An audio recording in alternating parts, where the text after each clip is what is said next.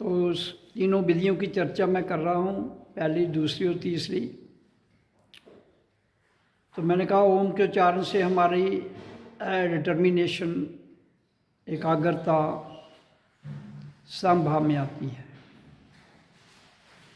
और ओम मैं हूँ जब हम करते हैं शांत भाव में तो आंतरिक शांति मिलती है।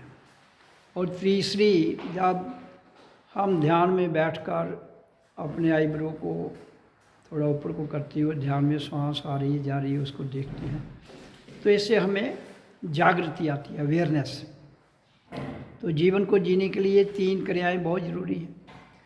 ये जो मैंने विधियाँ बताई, ये संसार की सरल, सिंपल और सबके लिए कारगर है। और संसार की जितनी भी विधियाँ हैं ध्यान की, वो किसी भी रूप में हो, कोई मंत्र के रूप में हो, कोई जप के रूप में हो, कोई और पूजा के रूप में हो, प्रेयर के रूप में हो, या कोई मंदिर जाकर पूजा करता हो, कोई गुरुद्वारे में जाता हो, कोई मस्जिद में, कोई गिरजाघर में, कोई गुम्फा घर में, तो और जो ना भी जाता हो, इन दोनों के लिए यही सार्थक है। जो जाता है उसको भी अल्टीमेट इसी में जाना है, ध्यान में। जो नहीं जाता है उसको भी अल्टीमेट इसी ध्यान विधि के साथ अपने आंतरिक यात्रा पर निकलना है और उसे पूर्ण करना है। तभी जाकर दुनिया में शांति, समृद्धि और जो भाईचारा वो कायम होगा, और दुनियाचार से भ्रष्टाचार खत्म होगा, अराजकता, अनैतिकता, सब बातें तभी खत्म होगी। अगर आप मेरी कही हुई वाणी पर, मेरे द्वारा बताया हुआ ध्यान की विधि पर नहीं चलोगे तो दुनिया में कभी भी शांति नहीं आ सकती। आप कितने भी दुनिया के गुरु इकट्ठा होके संसार की पूरी शक्तियाँ ताकत लगा लें तो नहीं संभव है। इसलिए मैं अपने अंतःकरण से ये वाणी कह रहा हूँ, सबको करना है। कोई मंदिर जाता है, नहीं जाता है, कोई मस्जिद जाता है, नहीं जाता है, कोई सत्संग में जाता है, नहीं जाता है, कोई गुरुद्वारे में जाता है, नहीं जाता है, इसका कोई भेदभाव नहीं है। सबके लिए एक ही रास्ता है, क्योंकि हम एक ही रास्ते से आए हैं। एक ही रास्ते से जाते हुए हम अपने परम धाम जा सकते हैं। वही अल्टीमेट मोक्ष है, वही अल्टीमेट शांति है, वही अल्टीमेट आनंद है, जो सबके लिए एक है, दो नहीं हो सकते। जब मानव एक है, मानव के भीतर रक्त जो संचार कर रहा है वो सबका एक जैसा है। उसकी गुण तो अलग हो सकते हैं, लेकिन उनका जो निर्माण में कार्य है वो एक जैसा है।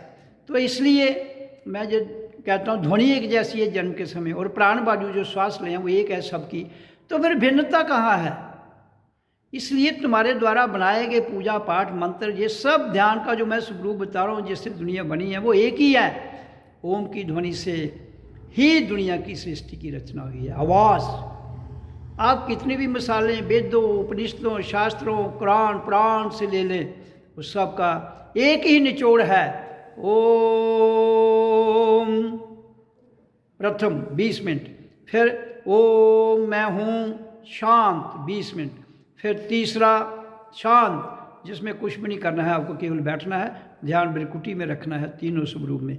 1 घंटे की विधि है, इसको सबको करना है अगर दुनिया में शांति लानी है। तो दुनिया की जितनी संस्थाएं हैं, दुनिया के जितने अलग, मैं भी एक संस्था जिसका विश्व स्तरीय अध्यात्म संगठन सत्संग नींव, जिसकी मैंने 1988 में रखी थी, 1988 से लेकर आज तक, जिसका नाम है विश्व स्तरीय अध्यात्म संगठन सत्संग जम्मू भारत, तो रखी है।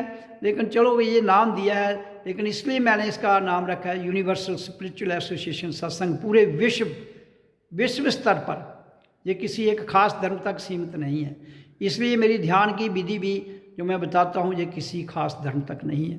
ये मानव के लिए है, मानव जाति के लिए है, और मानव को ज़िंदा रखने के लिए है, मानव को रियलाइजेशन के लिए है।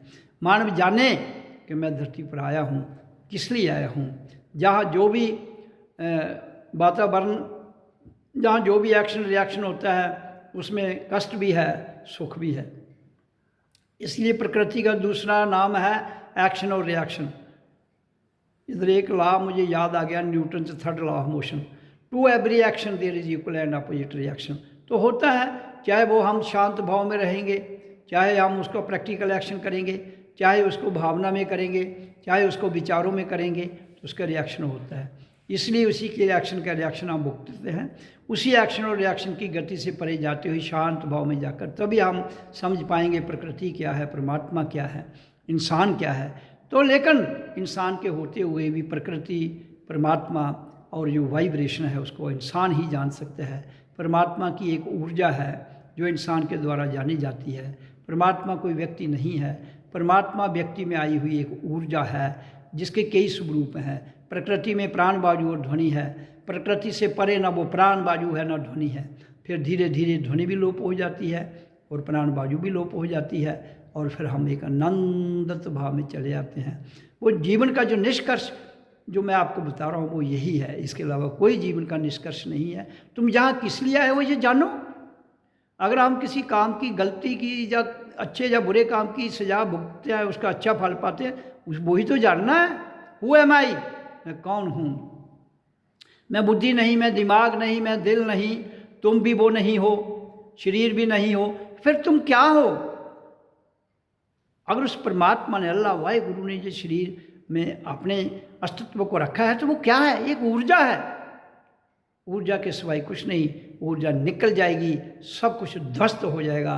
आपके बनाए हुए विचार, आपकी बनाई हुई प्लानिंग, आपके खड़े किए गए मजार, सब के सब यहीं रह जाएंगे। और तुम, ये सबसे बड़ा मजार हमारा शरीर है, ये भी यहाँ का यहाँ रह जाएंगे और मिट्टी गारे के मकान, मंदिर, मस्जिद, गुरुद्वारे वैसे ही रह जाएंगे। तो इसमें से क्या निकल जाएगा, ईश्वरीय शक्ति, जिसको जानना है मैं कौन हूँ, उसको जानने की आवश्यकता है। बाकी ज़्यादा चक्करों में पड़ने की ज़रूरत नहीं है।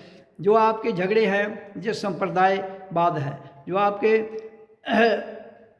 जहाँ एक दूसरे में भिन्नता है, वो सत्ता की भूख है, वो लालच की भूख है, वो तुम्हारी प्रसिद्धि की भूख है। हो सकता है किसी को शोहरत की भूख हो, किसी को सत्ता की, किसी को लालच की, किसी को दौलत की, किसी को शोहरत की, किसी को स्तुति की। निंदा तो कोई नहीं चाहता है। इसलिए प्रकृति में तो निंदा भी है, स्तुति भी है।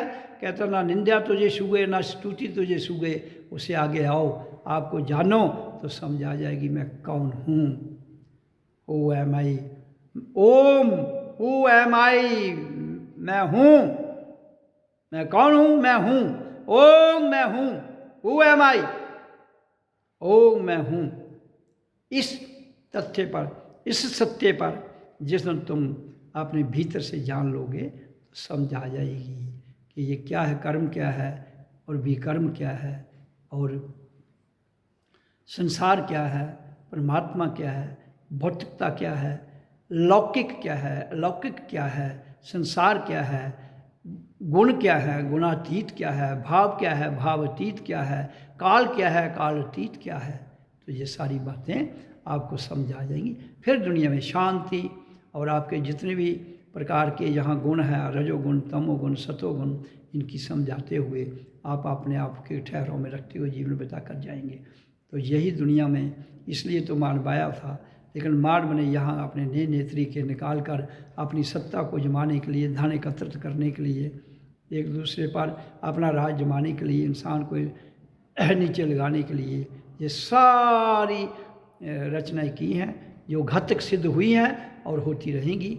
इसलिए मैं कहता हूँ वर्तमान में तुम हो, वर्तमान में इस घातकपन को दूर कर सकते हो और आने वाले समय के लिए भी ये हट जाएंगी।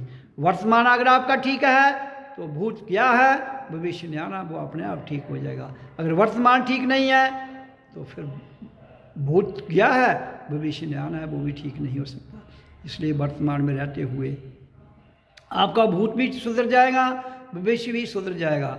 वर्तमान को सुधारो, वर्तमान में जागो, वर्तमान में ही अपने आप को जानो, वर्तमान में ही अपनी पहचान करो। तुम्हें किसी और की पहचान नहीं करनी है।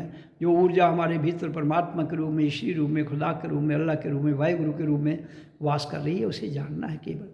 तुम ज़्यादा ग्रंथों, पंथों, त्रंथों में कोई फंसने की जरूरत नहीं है। सिंपल जीवन में है, क्या उलझनों में डालते हो। कौन क्या था, कौन क्या नहीं था, क्या करना है आपने, आप क्या हैं उसे जानिए। कौन क्या था भूल जाइए, आप क्या हैं वो जानिए। क्योंकि हम सबके भीतर एक ही आत्म की चेतना वास करती है, उस चेतना को ही हमने जानना है। किसके द्वारा,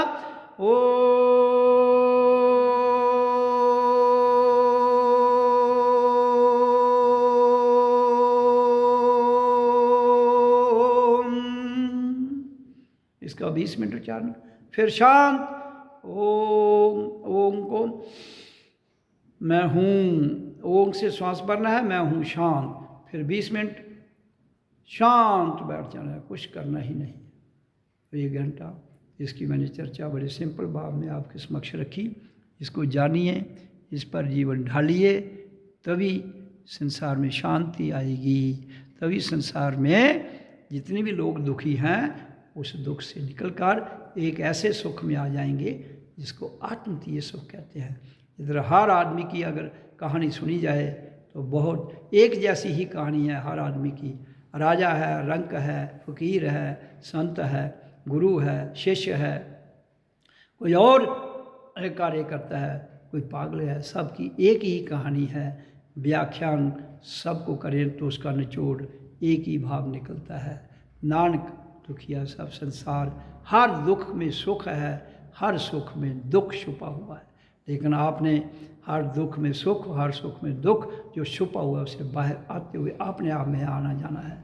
तभी सुख दुख की परिभाषा को जानते हुए आप ठहराव में आओगे, आप अपने आप में आओगे, आप अपने आप में शांति लाओगे, तभी संभव होगा। ऐसे तो संसार की शक्तियाँ आपके रूपों में हैं, शैतान, भगवान, आपके देवी देवता, तो इनकी समझ आपको आ जाए। भी ग्रह नक्षत्र आपके जितने भी हैं सारे के सारे आपकी सेवा के लिए हैं, लेकिन आपने ऊट पटांग धंधे करते हो, उनको भी खराब कर रहे हो और खुद को भी खराब कर रहे हो। उनका क्या क्या खराब होना है, खुद का ही होगा।